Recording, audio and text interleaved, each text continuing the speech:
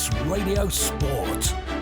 2 minutes after 5 o'clock, good evening. Welcome to Manx Radio Saturday Sport Classified. Simon Quine with you here until around about 6 o'clock this evening, looking at a fairly depleted local football schedule today. We'll have full reaction from Tony Mepham. Also look ahead to next week's FA Cup.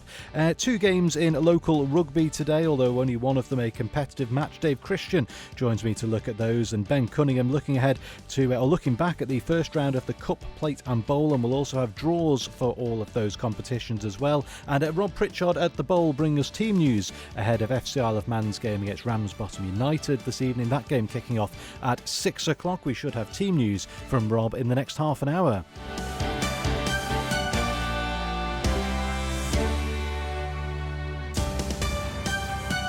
Manx Radio Sport, brought to you by the Pritchard. And we'll start off, as always, with a look at the classified results. And beginning in football in Canada Life Men's Premier League, the game between Union Mills and Peel was postponed. Ramsey Corinthians postponed. Douglas High School Old Boys Laxey postponed. Those 3 games off due to a waterlogged pitch. Braddon 0, Rushen 3. Foxdale A United postponed. St John's United against Onken postponed again. Both those games due to a waterlogged pitch. Arden and Druggen Limited Division 2, Morown 4, Douglas Royal 2. We're awaiting a result for the game between St George's and Governors Athletic. If you know that, 166 177, please. Pulrose United, Ramsey Youth Centre and Old Boys postponed. Castletown 5, Maloo 1. Canada Life Combination 1. The game between Onken and Ayr United was awarded a home win to Onken due to Ayr United being unable to field a team. And the game between Rushen United and Union Mills was also awarded a home win to Rushen United due to Union Mills being unable to field a team. Corinthians 10, Foxdale 0, and Laxey 4, St Mary's 2. Arden and Druggen Limited Combination 2, Michael United against Maloo postponed. Douglas Royal 0, Morown 5. Ramsey Youth Centre and Old Boys 2, Pulrose United 3, Colby 7, Douglas and District 2, Gyms 6, Governors Athletic 0.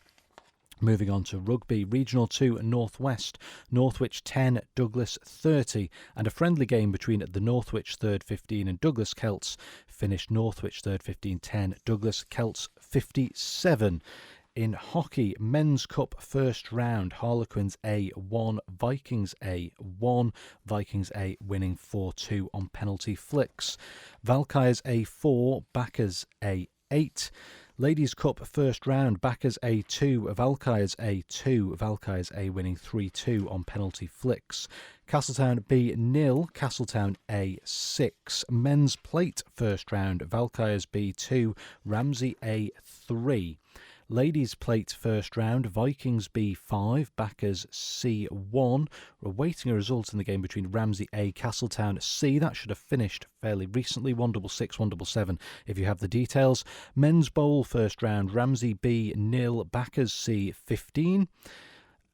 Harlequins C2, Castletown C 0. Ladies Division 2, Castletown D 0, Ramsey B 3, and in the mixed under 15s league, Vikings 3, Castletown Sabres 5, awaiting the result of the Ramsey Rogues and Rascals Valkyries game, and Backers 5, Harlequins 0. And we'll just go back to football first of all, and bring Tony Mepham in first of all, because not an ideal week with the weather we've had, of course, here on the Isle of Man, but looking at that, it's 7 games off due to waterlogged pitch. 2 games are off that we did manage to award a result to.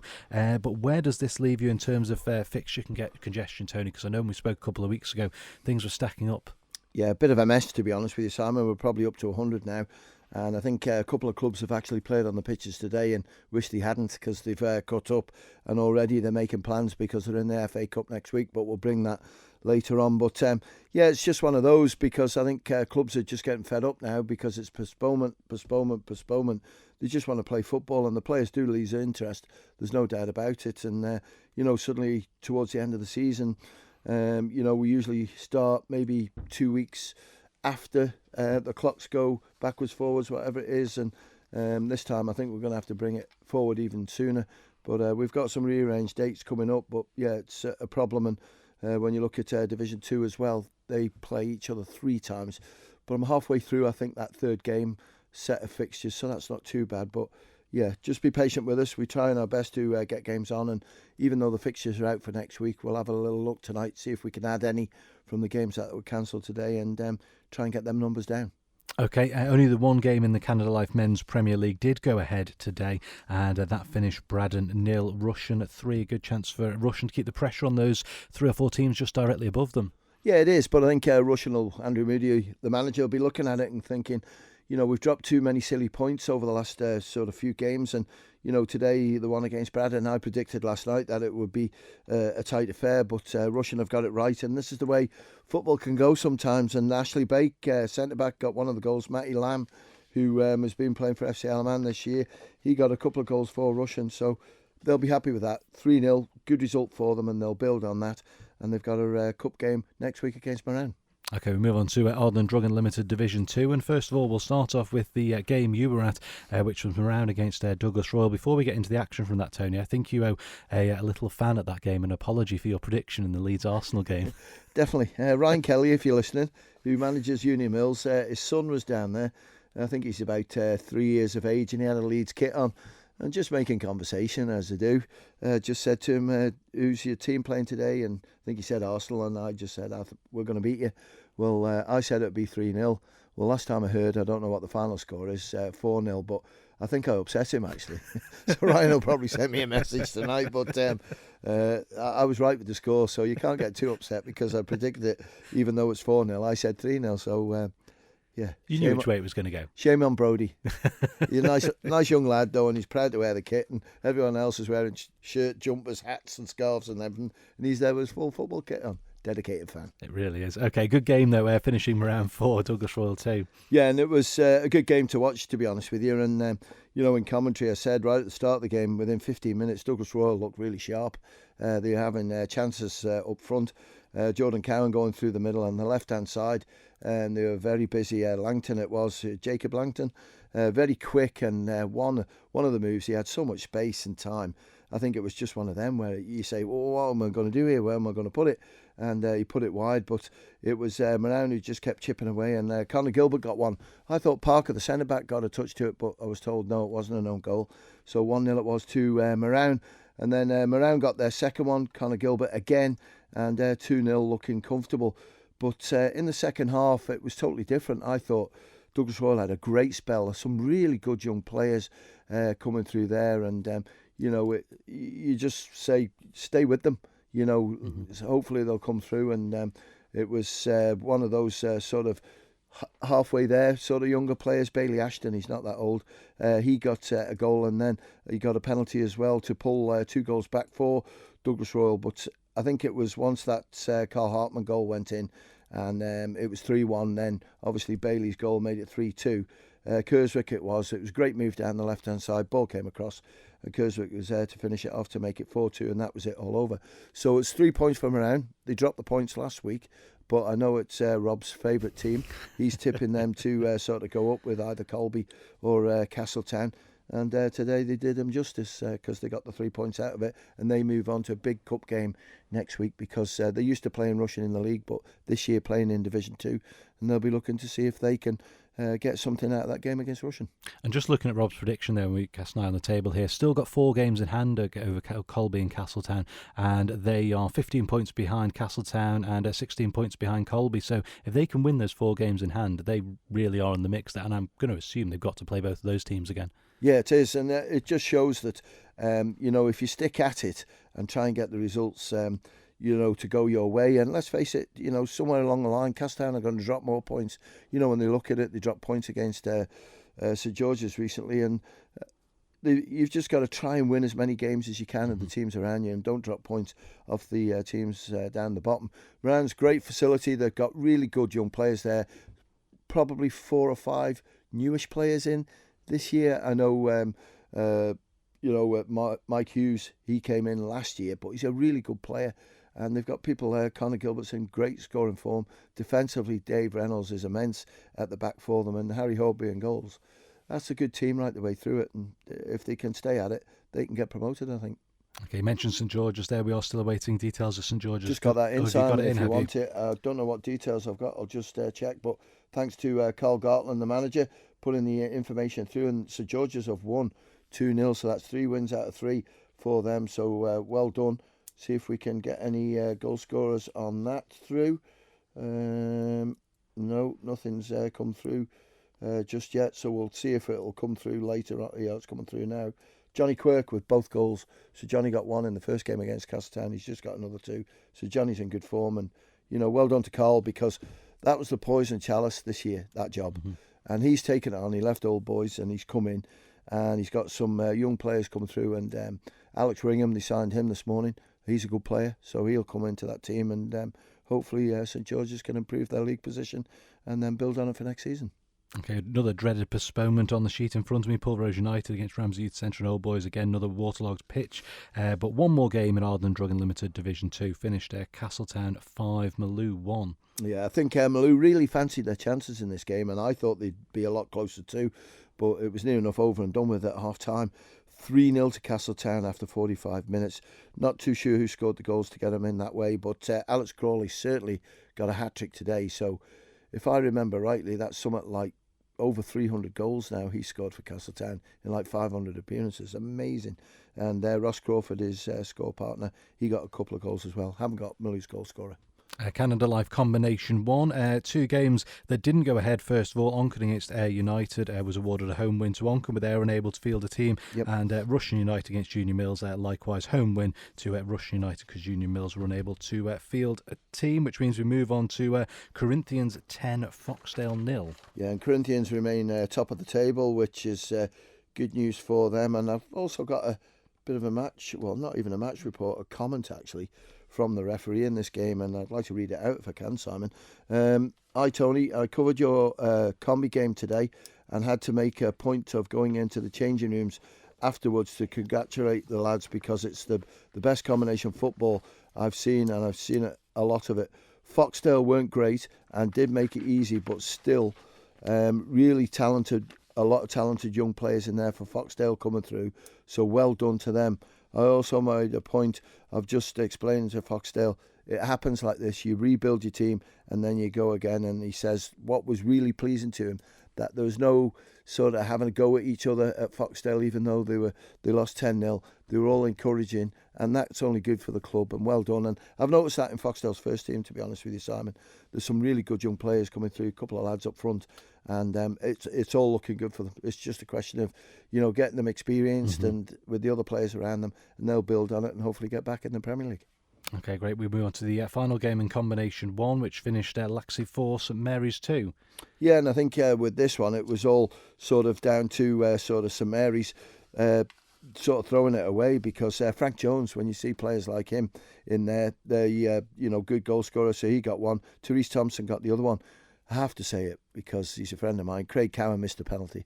That's poor, that, Craig. You'll have to improve on that one. Laxey, I haven't got their goal scorers. If you could text us through, please. 166 177, but it was 2-1 at half time, 4-2 at the end. I've actually got a report in here from Laxey's point of view, which reads, tough game for the young Laxey team against a physically stronger St Mary's team. St Mary's went 1 up in the first 10 minutes. Laxey battled hard to go 2-1 up. St Mary's had 2 players sin-binned at the end of the first half after Laxey's second goal. Laxey started the second half well. St Mary's, once they got their 2 players back, really put the pressure on Laxey, with Laxey's keeper making some fantastic saves. Laxey scored to make it 3-1, and St Mary's scored to make it 3-2. In the last 10 minutes, Laxey got a penalty for a foul against Noah Campbell. Big Rob scored from the spot. Only a minute later, at the other end, Big Rob handled the ball in his own area and was sent off. That's quite an eventful end to the game. For Big Rob. So Mary's penalty was saved by Harvey Turner, Laxey keeper. Special mention to 16-year-old Aaron Chadwick, who marked Frank Jones all game and did a great job. Goals for Laxey from Jonah Kenny. Big Rob, Eric Hill, St Mary's, Frank Jones. Not sure of the other one, which you've already touched on. And shout out to Lorcan, the young ref, who did really well. Yeah, and the referees, there's 2 or 3 really good, young referees coming through, and it's just nice to see that the teams that are out there are respecting them, because they're 18, 19 or even less, and showing respect, and that's important because we need them. We really are struggling for referees, and it's great to see these young lads are being appreciated, and actually they're enjoying it, which amazes me. So well done to them as well. We'll come back to that a little bit later on too. Yep. We'll just go through the Combi 2. Ardent Drug Limited Combination 2, Michael United Maloo postponed due to a waterlogged pitch, but quite a few results in this division, and we'll start off with Douglas Royal 0, Moran 5. Yeah, and unfortunately that's all the news I've got on that one, because I haven't got any Moran's goal scorers, but I believe, and nice touch from Douglas Royal, that Moran's goalkeeper was absolutely brilliant. So that's probably why the score finished up 5-0 to Moran. It sounds like a good game in the north. Ramsey Central Old Boys 2 and Pulrose United 3. Yeah, and it's for Pulrose, it was James Clark with 2 of the goals, and Leo Dido, I think it was, who got the other one. And I think Keith has just texted who he has. The scorers for Ramsey Youth Centre. End-to-end, belter of a game, he says. Really good. Evan Johnson got one, and Martin Murphy got the other one. I've just had a match report through, and he's done well in getting it all typed out for us in this space of time. So we better give him a bit of thing on this one, because there's a lot on it. Let's just check that we've got the same one through. I think it's come through on WhatsApp, actually. Where are we?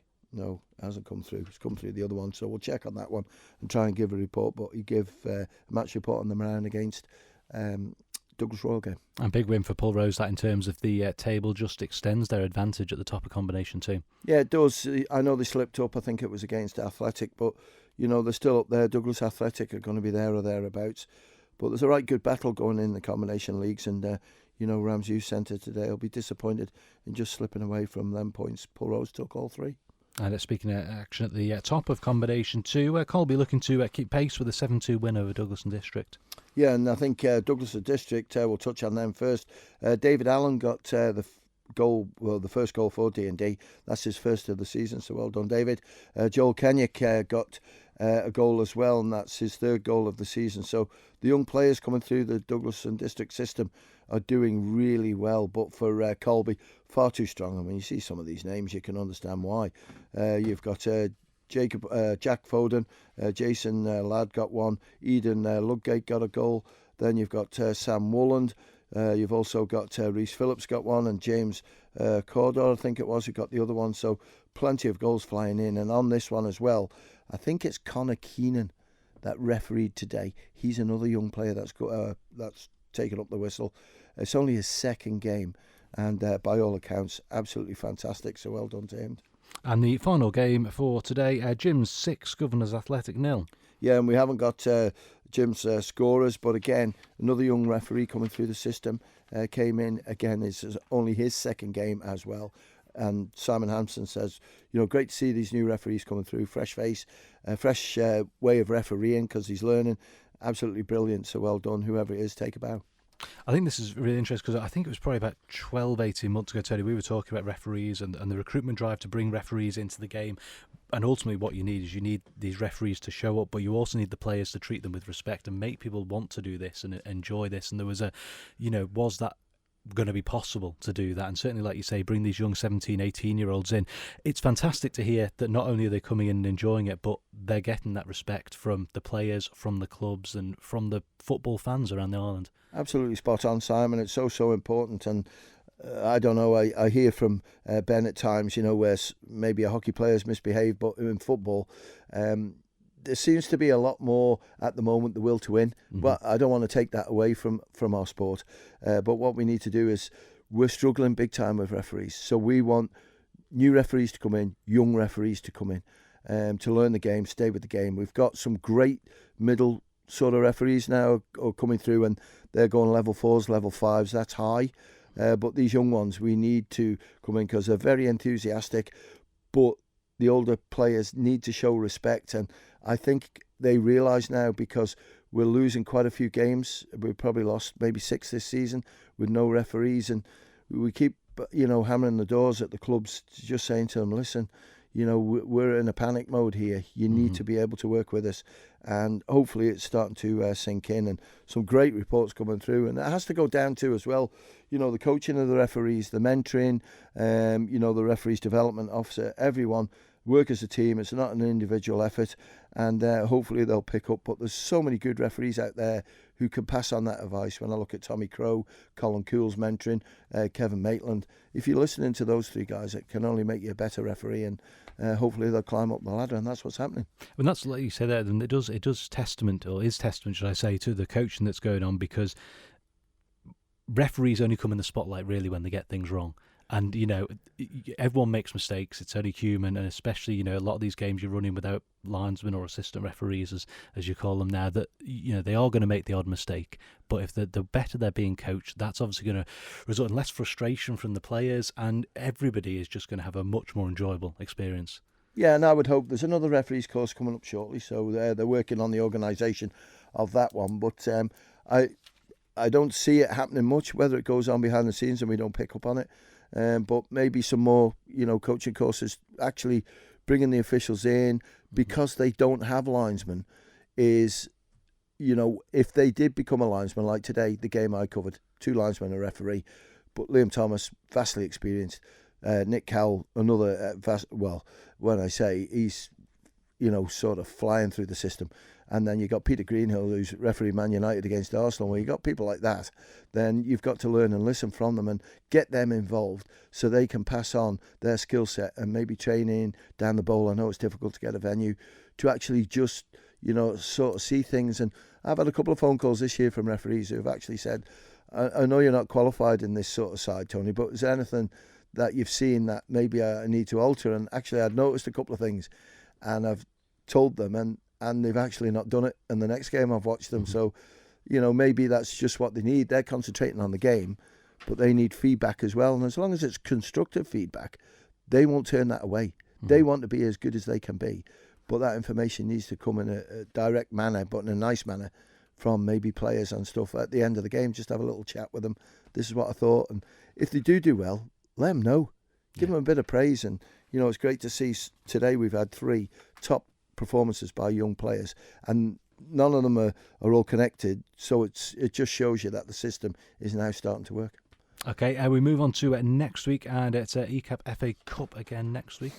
It is, right, just to tell you what work's going on at the moment. Castletown Stadium, I think, is cut up today, so Castletown are already in talks with Corinthians cut up today, so whether anything can be sorted out, but we'll see what we can do, get the games on. It's important to keep it flowing.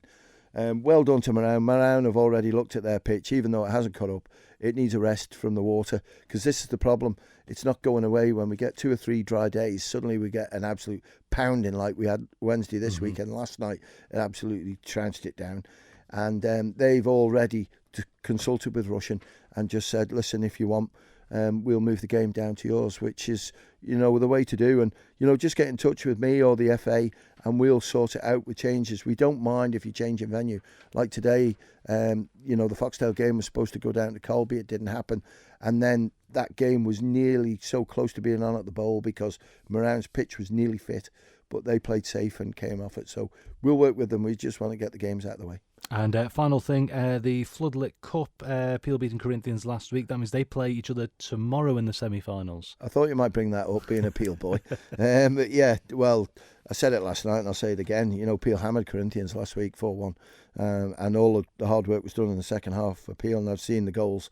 And, it's just one of those. They've got to put it behind them and sort of go for it. But I think Peel are just got the slight edge on Corinthians this year. They've already beaten them 2-1 on the grass. Now it's 4-1 on the Astro. It's the semi-final tomorrow, which to me, as not neutral, but as a football fan, I think it's great because it means that a team like Douglas Royal or Onchan are going to get to play in the final the following week. And that's how quick it's going to be, because the final is next Sunday, 2:45 kick-off. And, Corinthians and Peel, Corinthians have got to play a lot better tomorrow than they did against Peel last week. But with Sarah Wignall and Becky Corkish in there, it's going to be hard, and others, it's going to be hard for them. And, Onchan and Douglas Royal, if Royal have got it right, then they can make it very difficult for Onchan. But Casey Halsall plays, she's some player. And, just her on her own can make things very, very tight for a side to try and get some goals. All right, Tony, thank you very much. No evening down the bowl for you tonight? No, it was my good lady's birthday on Thursday, and I promised to take her out, but obviously I've had a little bit of an accident at work, so She doesn't want me to go with a bandage around my head, so we're going to sit that one out, and I'll take her away. Well, she's away next week, but maybe the week after. But yeah, at the moment, stop laughing, Ben. An evening match of the day for you then. Yeah. I'll watch match of the day and I'll watch Arsenal win, whatever it was. All right, Tony, thank you very much. Manx Radio Sport, brought to you by the Pritchard. It is 27 minutes after 5 o'clock, and let's head over to Dave Christian for a look back at today's rugby action. Yeah, good evening, Simon. Rugby was very funny today as well, with a very, very short programme. Just 2 senior fixtures on today. That's not as a result of the weather, it's just the way the fixture list has fallen. Ramsey and Vagabonds playing Counties 3, ADM, Lancashire and Cheshire. That's a 2-part league. And we finished the end of part 1, and part 2 starts on the 14th of February. So just a little gap for Ramsey and Vagabonds. Vagabonds ladies, no fixture today either. They play next weekend. The good news today, and it is fantastic news, Lady Luck has finally smiled in Douglas's direction. Douglas in Regional 2 Northwest have had a pretty torrid couple of months. They were top of the league at the end of November, and then they they lost 5 out of the next 6 games.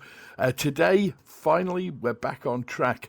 They won 30-10 away at Northwich, with a bonus point as well. They scored 4 tries or more, and that definitely keeps them in the hunt. And if Carlsberg did rugby days, it would have been today, because Douglas's close rivals for the playoff spots, Sandbach, lost away at Furwood Waterloo. And in the chase and pack coming just behind Douglas, Burnage and Widnes were within 2 points, and they both lost this afternoon, which leaves Douglas just a point behind third place Sandbach and gives them now a 6-point cushion from the chasing pack. So it's actually gone absolutely perfectly for Douglas this afternoon. Tries for Douglas today: Harry Cartwright, Simon Hodgenott. Hodgenott scored his second in 2 games. He was on the score sheet last week as well. Harry Hewson and Craig Martin all in for the tries. Matty Wood converted 2 and added 2 penalties. Douglas have brought forward their fixture from the 14th of February against Birkenhead Park, and they will host Birkenhead Park at Portashee next Saturday, the 7th of February, before getting a nice 2-week break, which should just get the players back into shape for the pointy end of the season. And remember, this league, the top 4 will go into a playoff situation to decide which teams get promoted and which teams don't. And Douglas just need to finish in that top 4 to get into those places. A second place finish is probably going to suit them best, because that means they'll get a home fixture in the playoffs. But that's all to come. At the moment, they're nicely poised, but there are some tough games to come. I think they have to go to league leaders North Ribblesdale in their final match of the scheduled season, and that'll be tough. They'll hopefully, or they'll have their fingers crossed that they get into position to secure a playoff space before they go anywhere near North Ribblesdale. This afternoon as well, the second game, that was Douglas Celts. They're about to start action in the Hartford Homes Manx Cup. That gets underway next Saturday. And the Celts travelled away with their first team for a friendly against Northwich's thirds. Celts won that one 57-10, and the notable players from that game were George Evans and Charlie Henthorne, who both scored 2 tries each.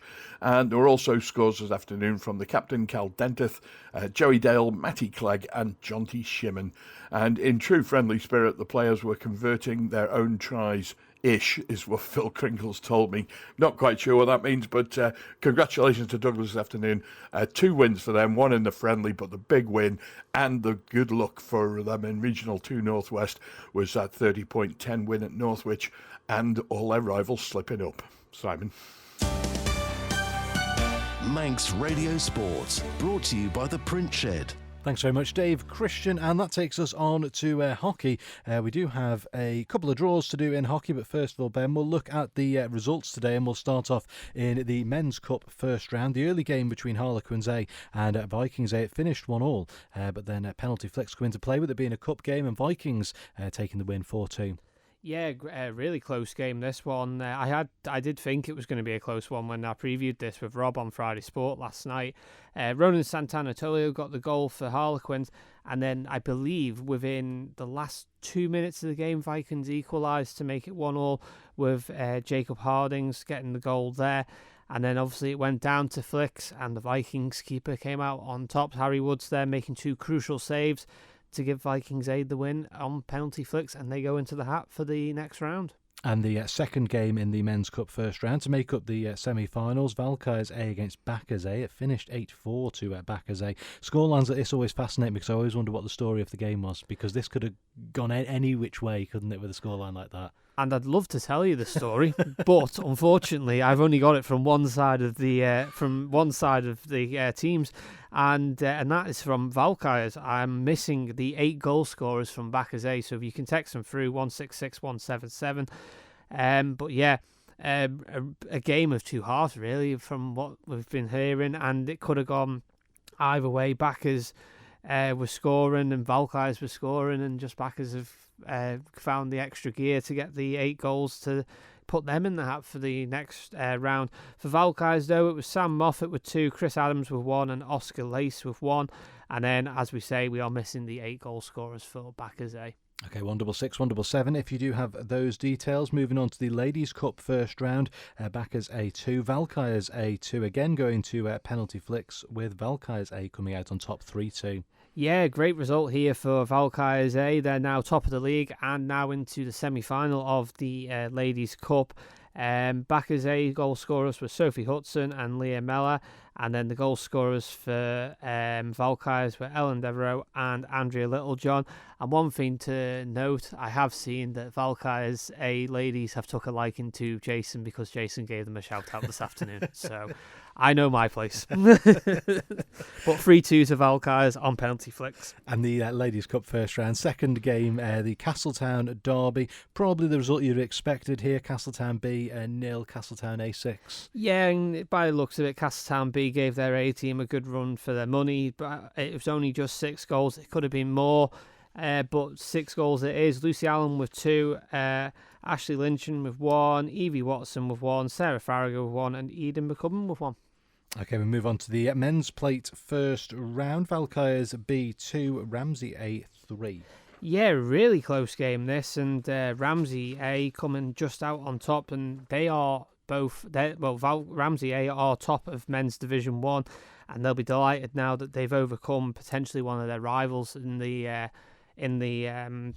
plate, and before they play them in the league as well. Ollie Webster with 1 and Russ Miller with 1 for Valkyries B. And then for Ramsey A, it was Connor Parfitt, Kyle Kane and Jordan Parkinson. Ramsey A go through to the semi-final draw. Ladies' plate first round. The first game is Vikings B5, Backers C1. Yeah, Morgan Braywood with a hat-trick and Julie Jacobs with 2 goals for Vikings B. And then the goal scorer for Backers C was Grace Evans. But yeah, I said this in the preview last night with Rob. Vikings B, I think, are very much underdogs. Mm-hmm. I think they could very much surprise a few teams this year. They're looking very strong. This sounds like it's going to be like Moran's prediction. Tony will be claiming this in a couple of weeks' time. Yeah.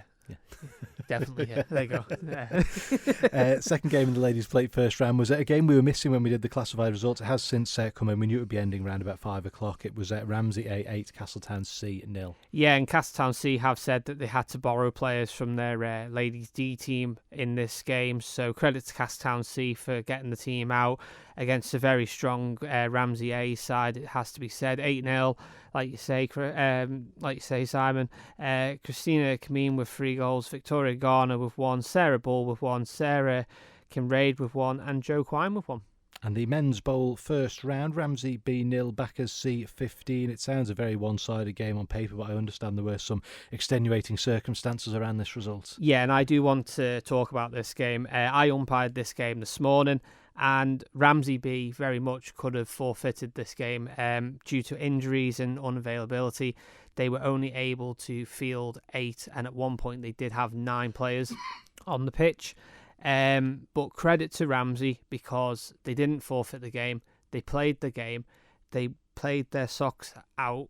And, okay, Backers have gone away 15-0 winners, but it must be said, a big credit to Ramsey A. I mean, there was players that Ramsey B had pulled out of retirement. I mean, Keith Corkill, I don't know how old he is. I'm not going to try and guess his age, but You've still got it, Keith. You've still got it.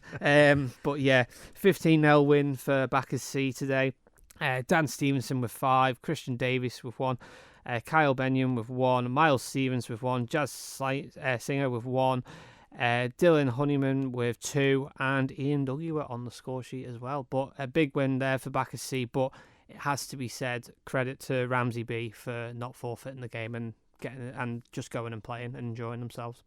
Okay, Men's Bowl first round, second game on the fixture list. There's a familiar scorer on the sheet in front of me here. Harlequin C2, Castletown C0. Yeah, but he did get sin-binned about 2 as well in the game. I won't touch on that one too much, but I do wish the Castletown player a speedy recovery. Yeah, but yeah, 2 goals for some fella called Ben Cunningham.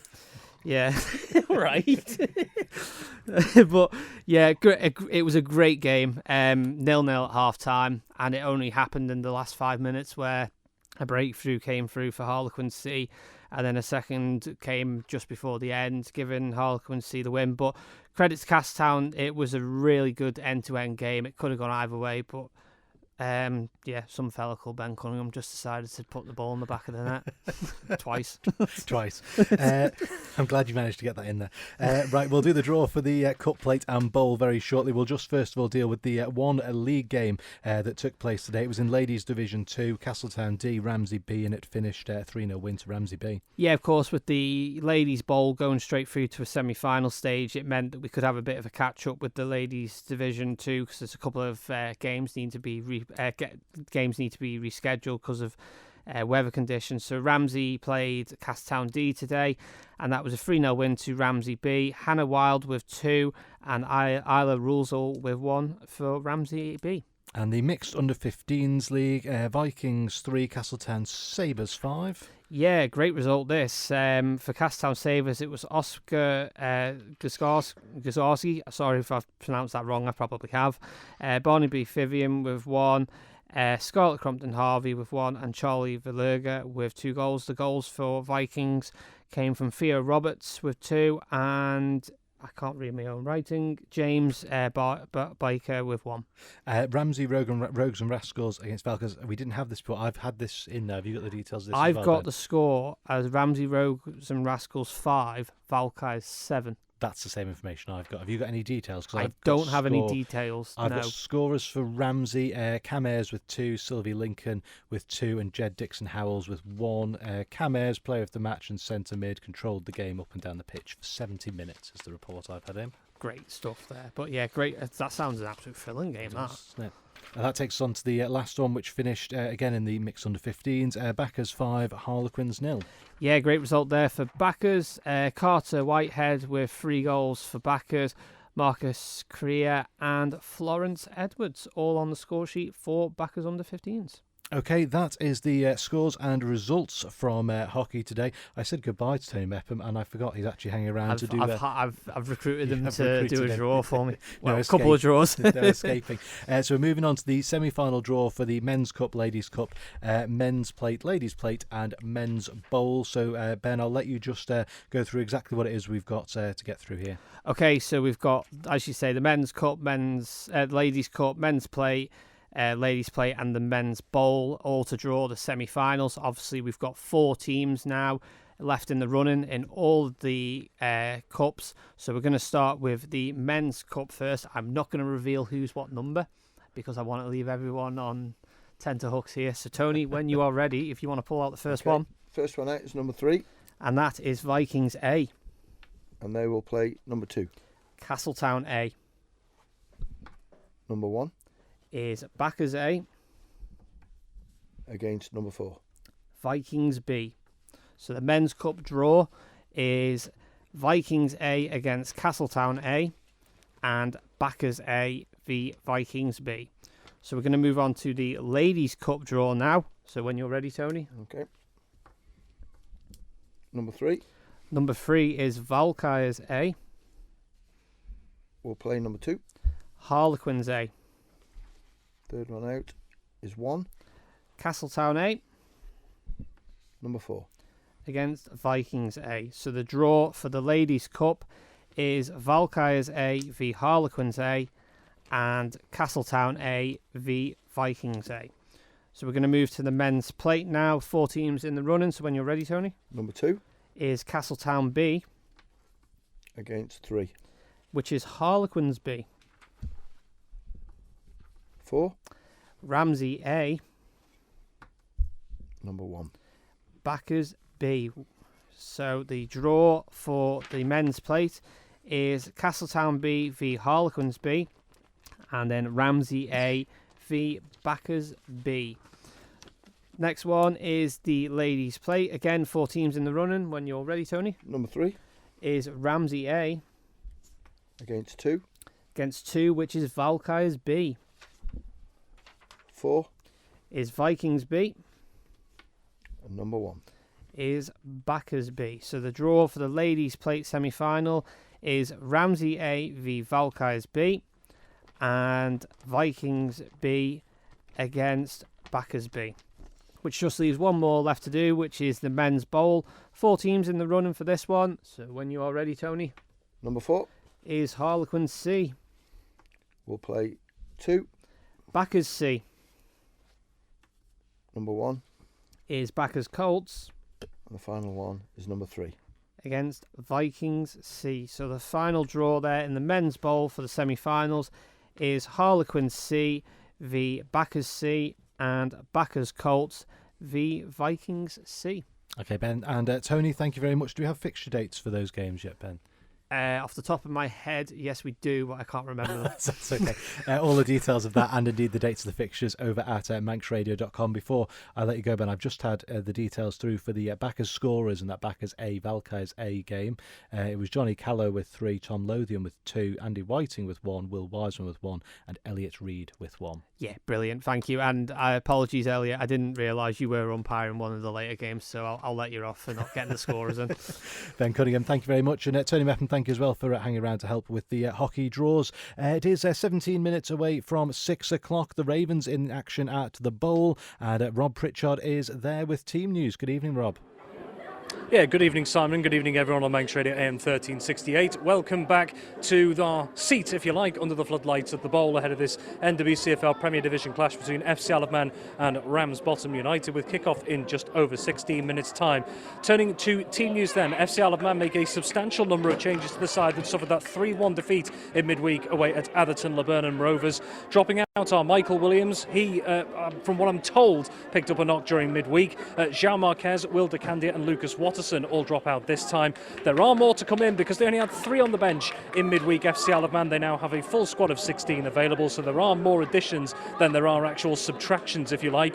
Coming back in are Callum Sherry, Carl Watson, Steve Whitley, Dean Pennington, Jacob Crook and Sean Kelly. They all come in and will start from the outset, and the other addition is Harry Best, who will start from the bench.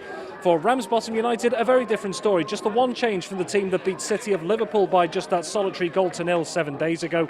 Matthew Dudley, one of their informed strikers, drops out of the squad this weekend. Coming in is Harvey Hayhurst, and he will start from the bench. So the starting 11s for both sides are as follows, starting with FC Isle of Man. In goal is Adam Killier, and then it's Callum Sherry, Josh Kane, Carl Clark, Captain Alex Maitland, Carl Watson, Steve Whitley, Dean Pennington, Charlie Higgins, Jacob Crook and Sean Kelly. And the substitutes for FC Isle of Man, they are Harry Best, Cameron Dudley, Danny Gerrard, Jamie Cadwallader and Leo Tregurtha. And for Steve Wilkes' Ramsbottom United, in goal is Bradley Rose, and then it's Finlay Walbank, Maine Walder, Thomas McCann, Luke Barlow, Macaulay Wilson, Captain Richard Baker, Thomas Walker, Luke Sefton, Jacob Holland Wilkinson and Finlay Cross Adair. And the substitutes for Ramsbottom United are Harvey Hayhurst, Richard Whittingham, Corey Stacey, Aaron Bennett and Terry Cummings. Your referee this evening is Kieran Williams, and his assistants are Sam Palmer and Jim Gale.